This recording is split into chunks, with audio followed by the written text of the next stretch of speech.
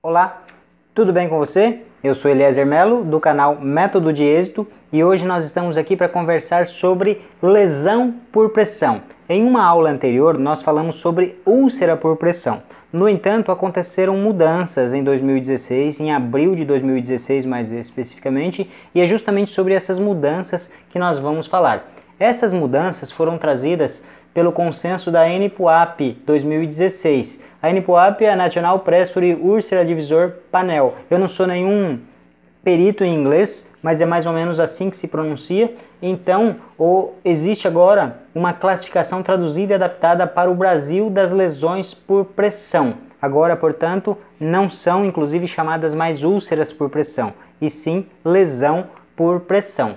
Algumas mudanças aconteceram a partir do dia 13 de abril de 2016, segundo a NPUAP, que é esse órgão que estabelece as diretrizes relacionadas à lesão por pressão. Quais são essas principais mudanças? Algumas delas nós temos aqui.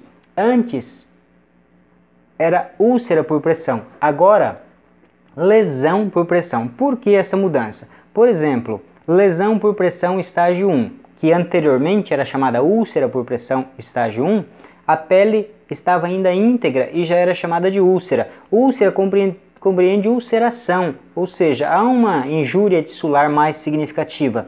Então, devido a isso, o estágio 1 não é mais úlcera, e sim lesão por pressão. Então, toda a nomenclatura foi mudada. Não se usa mais úlcera por pressão, e sim lesão por pressão. A outra mudança são os números que anteriormente eram romanos. Estágio 1, 2, 3, 4 em algarismo romano. Agora mudou para os números aramaicos, que são os números que nós usamos. 1, 2, 3, 4 normalmente. Também a classificação suspeita de lesão tissular profunda mudou para apenas lesão tissular profunda. Lá na frente nós vamos entender o porquê dessa mudança. A definição está aqui. Eu não vou ler na íntegra, mas se você quiser fazer a leitura, dá um pause aí também. Para que você possa compreender. Alguns conceitos foram modificados também. Então, aqui nós temos os 4 estágios, 1, 2, 3, 4. Para entendermos os estágios, é importante nós entendermos as camadas da pele, e é justamente sobre isso que nós vamos falar brevemente também. A primeira camada, a epiderme, onde estão ali os poros, os pelos, existem também terminações nervosas. A segunda camada, essa rósea, aqui nesta figura, é a camada denominada de derme. Nessa camada existe uma vascularização importante, existe também glândulas sudoríparas, existe também o músculo eretor do pelo, existe glândula sebácea. Então essa é a segunda camada chamada de derme. A terceira camada é a hipoderme, esse tecido gorduroso, um tecido adiposo, também conhecido como tecido subcutâneo.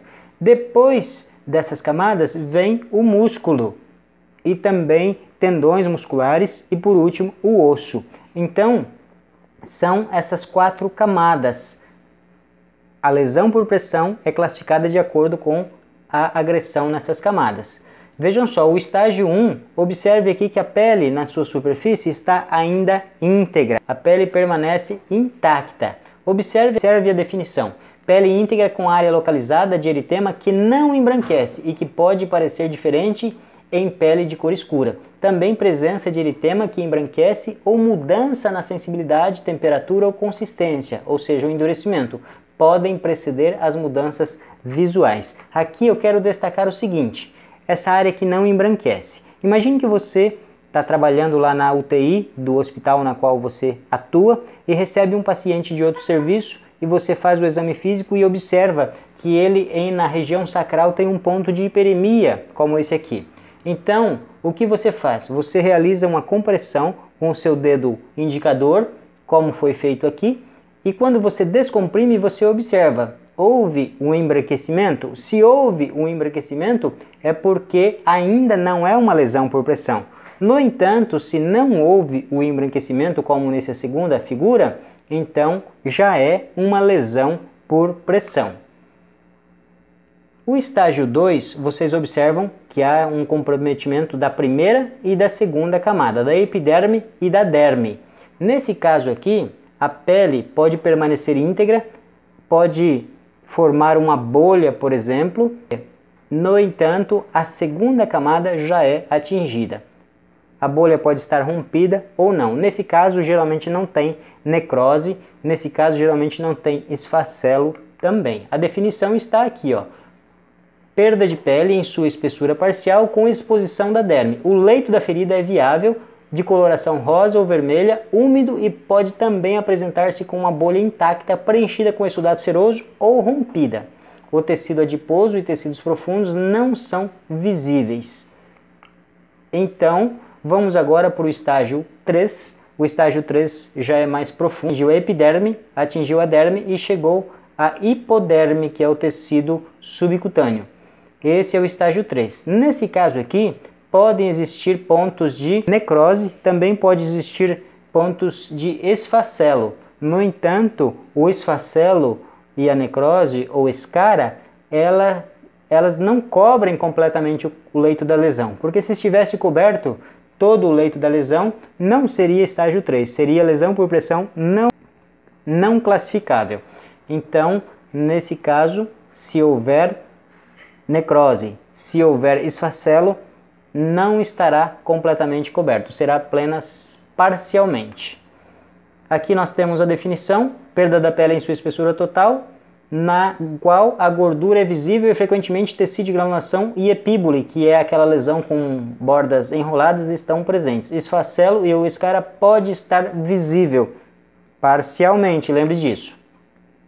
E o último caso é o estágio 4. O 4, observe que todas as camadas estão comprometidas: epiderme, a derme, a hipoderme, o músculo, e já atingiu até o osso aqui. Da mesma forma, pode existir também pontos de esfacelo, pontos de necrose, no entanto, que não cubram completamente o leito da ferida.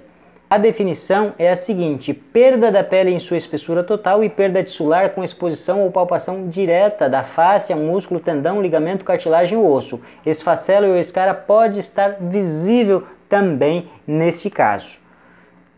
E nós temos uma outra classificação, que é a lesão por pressão tissular profunda. Essa lesão por pressão tissular profunda, que anteriormente era como suspeita de lesão por pressão tissular profunda.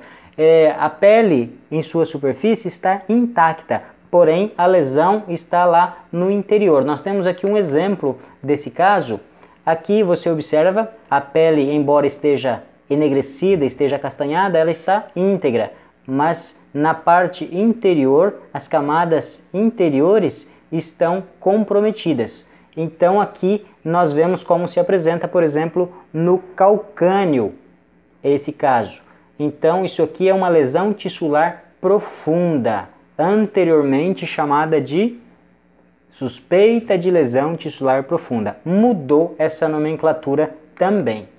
E nós temos esse outro caso, que é a lesão por pressão não classificável. Nós já falamos dela quando conversamos ali sobre o estágio 3, sobre o estágio 4.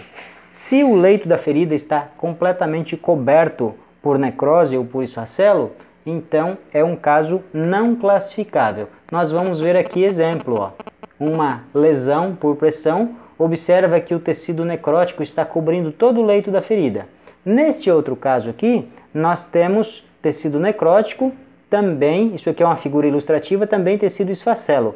Ambos cobrem todo o leito da ferida. Nesse caso não é possível avaliar a profundidade. Só será possível após um procedimento de desbridamento, que é feito uma limpeza aqui, um procedimento que geralmente é cirúrgico.